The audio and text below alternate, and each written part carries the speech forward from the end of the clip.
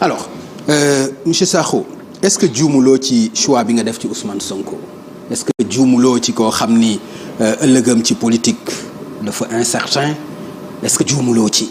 xam nga lii moo ñu wute man ak ñeneen ñi ngay wax transhumant c'est pas incertain ou certitude moo tax ma ànd ak moom xam nga tax ma ànd ak moom projet bi dama ko gëm de affaire ou incertitude je ne suis pas un calculateur. su daanoo nga daanu. mais du tax muy daanu. pourquoi nga xalaat ne dafa war a daanu. pourquoi politique. politique dafa am daanu dafa am gagné dafa am leneen ah. mais leneen dafa politique loolu la mais pourquoi nga xalaat ne dafa war a daanu. non dama ni waxuma la li ma la wax lu leer la. loolu buñ ci eggee dinaa la wax lu tax. waaw dama ni la. yow da nga ni da nga jël sa position. gëm projet bi nga gëm. ma ni la bu Ousmane ak projet bi daanoo nga daanu d'accord nga ci loolu.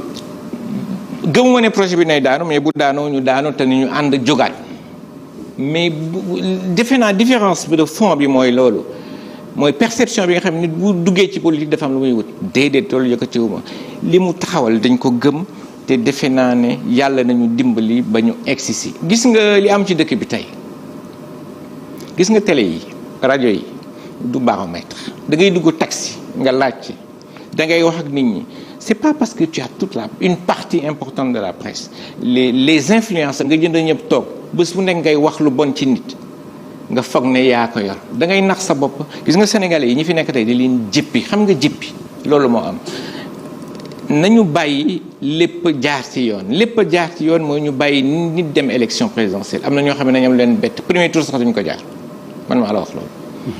d'accord laaj naa la ci ëllëgam. ëllëgu kan. Ousmane Sonko ci wàllu politique.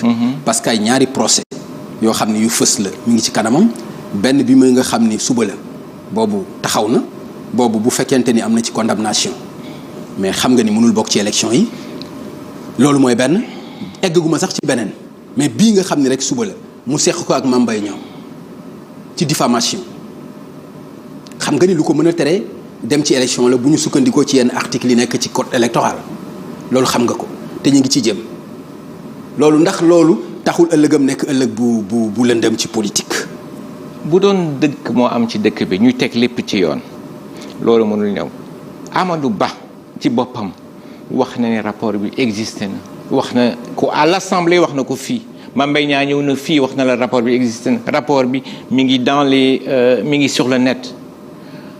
tu penses normal yow dëggantaan xale yi yaakaar bi ñu am yëpp ñu éliminer nit parce que dafa wax à la place de inspection générale d'État dafa wax inspection générale d'État à la place de inspection générale des finances wax ko plusieurs fois.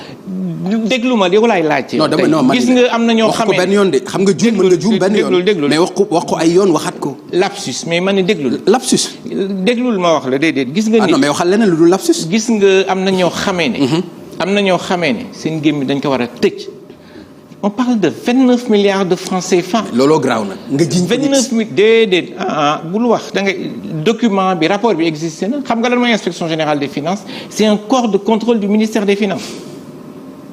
Mbaye Niang am na ay temps bés bu nekk muy yegg lu dul xeme Amadou Ba ndax loolu ndax son rapport parce qu'il disait que c'est le gars qui l'a dégagé le document existe est-ce que lire nga ko est-ce que lire nga ko laa la laaj toute la logique qu'il y a derrière ça c'est de dire kii mooy bokk kii mu dul bokk loolu bu naree ba am ma xam ne suñu démocratie dellu na ginnaaw entre E et F lapsus nga ne kii dinaa ko tere mu présenter wu élection c'est-à-dire gis nga boo ne gaynde nga ne am nga bilan mais doo ragal waroo tànn kii mooy bokk ak kii moo dul bokk foofu la ñu jëm toute la logique qu'il y a tu as parlé de l'autre procès dont tu parles beneen bi. non beneen bi egg guñ ci nañ ko. waaw boo bëggee ñu egg si. non dama bëgg ñu egg ñu évacuer. évacuer ko bi loo bëgg parce que bii li ma si mën wax mooy quelqu'un comme Ousmane Sonko ak li mu aspiré ak ñi nekk si ginnaawam yépp muy amul lu muy wax lu dul rapport bi maa ngi ko jëlee ci internet bi maa ngi koy voilà quoi. non le rapport bi maa ngi ko gisee ci internet bi. est-ce que yaakaaruloo le rapport non dafa ne le rapport existe moi ce que je dis. non mais li mu wax ma dégg ko laay wax man. waaw li nga bëgg comprendre ngay wax c'est comme tous les rapports des corps de contrôle de l'État rapportu OFNAC rapportu Cour des comptes boo demee ci internet gis ko parce que ce sont des rapports qui sont publics qui doivent être accessibles aux populations. loolu moo tax mais tu peux les trouver partout mais kan moo ko posté mais c'est l'inspection générale c'est l'inspection générale des finances moo ko ci dugal donc il y a aucun problème de fiabilité de ces rapports ñoom ñoo ko ci teg pour nit ñi mën ko jëli gis nga bu dee jël nit ne kii du bokk kii day bokk c'est ce que disent les gens de Benno Ousmane Sonko warul bokk loolu fan lañ ko teg. ok non c'est-à-dire man dégguma waa Benno ni Ousmane Sonko warul bokk. non mais loolu yàgg nañ ko wax ça c'est ce qu'ils disent tous les jours. ils ont même dit des choses pires que ça. li may dégg mooy Ousmane Sonko dafa dem procès mais Ousmane Sonko warul bokk. loolu kenn dégguma kenn wax ko. waaw yow déggoo ko mais man dégg naa ko. alors mais li nga xam ni moom laa ci bëgg wax mooy même bu fekkente ni IGF la lu mën a xew moom justiciable la comme tout le monde. porté nañu ko plainte. mais lan moo ci war a indi problème ci loolu. mais Papa Ngagne yow sa xel teeyul ci la rapidité avec laquelle cette plainte a été exécutée dama lay laaj rek sa xel teeyul mais il y a des gens sur qui on a fait des plaintes ça reste 4, 5, 6 mois kenn du ko laal sa xel teeyul dans cette diligence là il faut que ñu honnête de temps en temps avec nous la diligence c'est quoi le principe c'est de dire kii warul bokk c'est aussi simple que ça mais du yombee noonu de defe naa loolu foog ñëpp xam ko ne. d'accord alors mais je veux qu'on avance sur des débats de fond parce que lii gëmuma ne mooy avancer fi ñu jëm. d'accord nañ jëm su sama sago. ñu évacuer bii question pour man c'est clair ce qu'on veut c'est éliminer une personne et je pense que c'est le juge qui va décider à la fin de la journée beneen bi ñu wax affaire beneen procès bi boo bëggee après je veux qu'on rentre dans le fond ñun lan la ñu bëgg a def fan la ñu bëgg a jëm réew mi. d'accord alors DG loolu dinañ ci ñëw mais man dama bëgg ñu taxaw ci procès suba bi parce que procès suba bi li mu ci wax dégg nañu ko mu wax ni voilà xale yi ñëpp taxaw nañu c'est-à-dire woote résistance woote xeex mais woote jàmmarloo mais loolu yaakaar nga ni itam ci nit koo xam ni yow da nga aspirer jiite et puis nekk koo xam ni citoyen nga yoon woo la est-ce que noonu nga war a taxawee. demal nga laaj Khalifa Sall bu wootee Khalifa Sall bu doon wax je fais confiance à la justice de mon pays va demander à Karim Wade naka la ñu mujjee Ousmane Sonko mars boo waxoon loolu tey jii mi ngi ci kaso bi yow xam nga li ma lay wax ñii fu ñu jëm mooy lan jaay doole nit c'est pas autre chose que ça il a bien fait d'appeler à la résistance bu ko defoon tey mi ngi ci kaso bi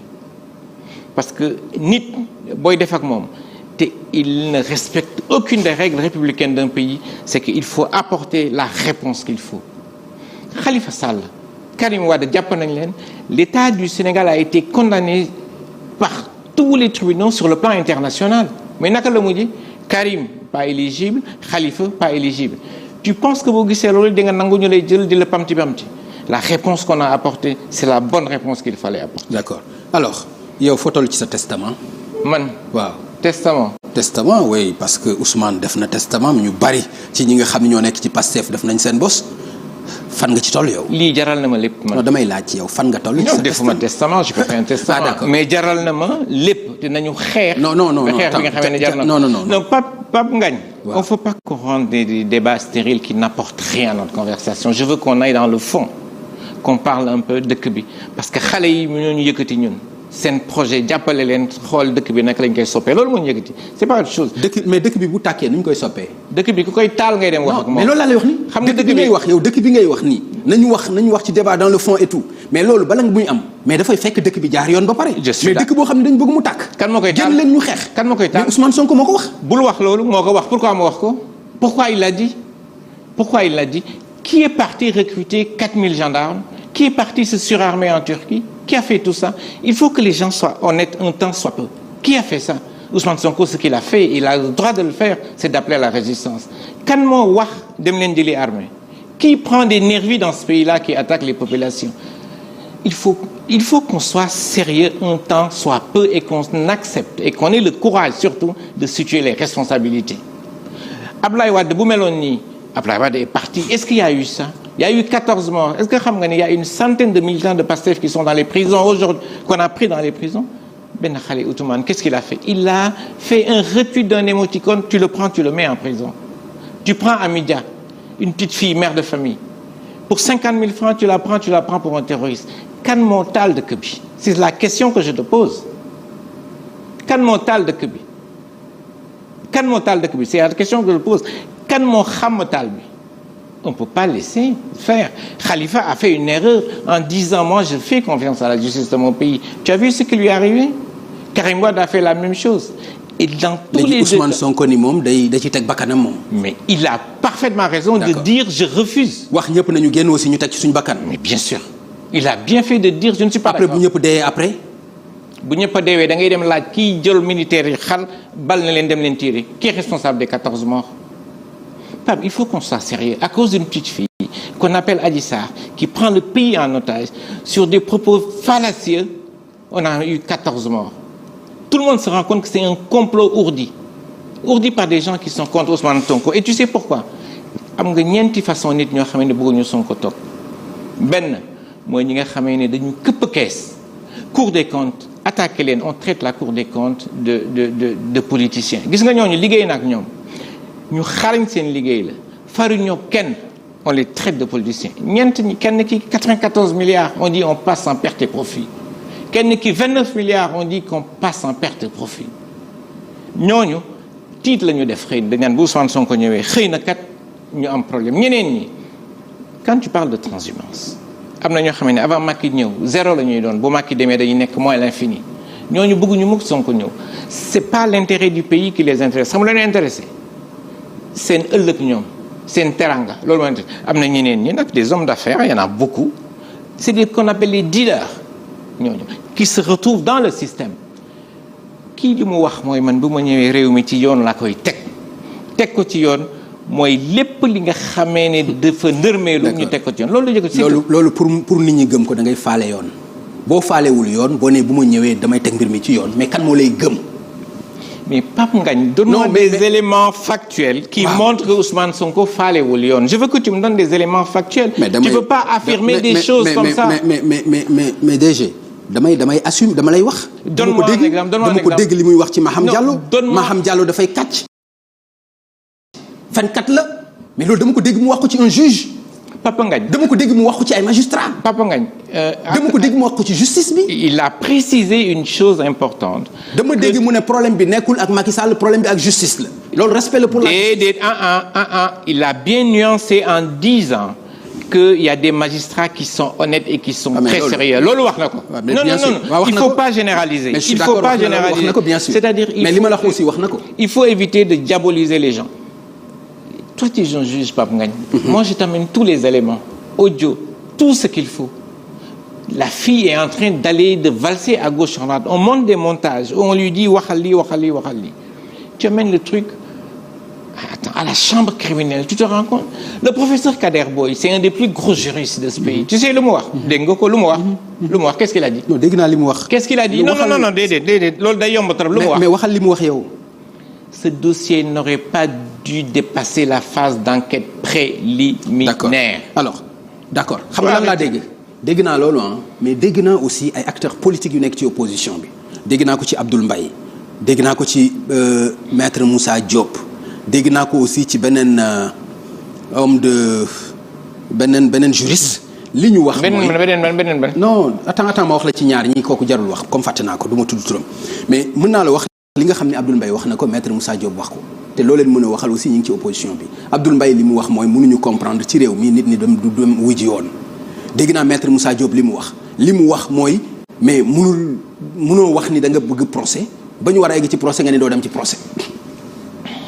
xam nga lay tontu lu yokkal ne Abdoul Mbaye a également dit que Ousmane Sonko du leader am yàlla moo def que les jeunes le suivent il y a une frustration il faut dire les choses il y a pas que les deux il y a d'autres. Va voir les gens de art. Leur gros problème, c'est qu'ils sont dans la politique depuis longtemps. Ils sont pas capables de mobiliser 2 personnes. Ousmane Sonko bu ñëwee ñëpp topp ko loolu yàlla moo ko def xale yi jël seen yaakaar teg ko ci moom. C'est aussi simple que ça. Ils ont pas les mêmes vues. Donc yow loolu jalousie nga ko jàppee wuloo ko ñoo xam ne li ñu wax. Ce n'est pas autre chose que de la jalousie. Point barre, c'est tout. Ah bon? Oui, c'est comme ça que je le prends. Ils auraient tellement souhaité que le président Ousmane Sonko ne se présente pas. Il y en a beaucoup dans l'opposition qui le souhaitent en réalité. Mais ils n'auront rien du tout. Ils n'ont jamais rien eu, ces gens-là. Il y en a énormément. Bu doon seen sago président Ousmane Sonko du président. Nañu avancer, s'il te plaît. Mais on parle des choses. Avancer comment? Wax nga ma tontu naa la. Waaw. Tu m'as parlé d'Abdoul Mbaye, tu m'as parlé de Moussa Diop. Abdoul Mbaye, élection présidentielle, n'a jamais dépassé 1%. Il faut dire les choses. Ousmane Sonko, législative, y passé, Macky Sall a perdu 40 députés, c'est pour ça qu'il y a une menace pour lui. Et c'est personne d'autre que lui. Maintenant, chacun a le droit de dire j'ai envie de me présenter, mais on peut pas dire dama bëgg nekk président, mais kii nañ ko écarter. D'accord. Ça on le comprend parfaitement. léegi DG ndax